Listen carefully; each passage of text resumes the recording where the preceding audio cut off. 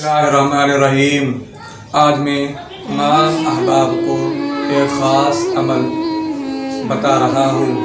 ये इसम है। इस इसम को आप पढ़ करके इंशाअल्लाह आपका काम जो भी अटका हुआ होगा वो हल हो जाएगा। आपका रिज़्क़ का मसला है वो भी इंशाअल्लाह हल हो जाएगा। आपने कहीं पर अप्लाई की हुई है और वहाँ से रिज़ल्ट का कुछ पता नहीं पड़ रहा, आप इस अमल को करेंगे तो इंशाअल्लाह उसमें भी आपको आसानी मिलेगी।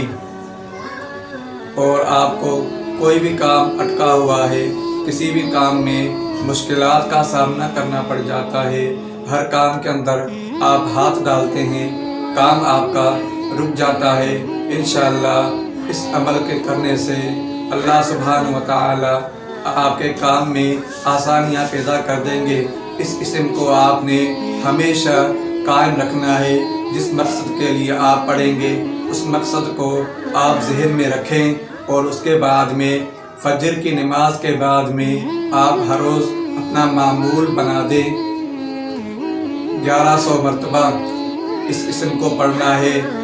या हसीब या अव्वल आखिर दुरूद इब्राहिमी 11 मरतबा इसमें लाजमी पढ़ें और अपने मकसद को ज़हन में रख कर के इस अमल को आप करें। जब तक आपका मकसद हल नहीं होता तब तक इस इसम को आप हमेशा कायम रखें उसी टाइम पर।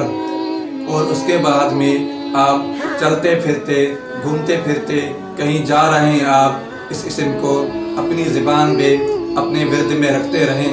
इंशाअल्लाह आपके जो भी मामलात होंगे अल्लाह पाक अपने फजल और करम से आपके मामलात में आसानी अता करेंगे। इंशाअल्लाह इस अमल को आप आजमाएं और करें, इस तरह इसका रिज़ल्ट आपको मिलता है।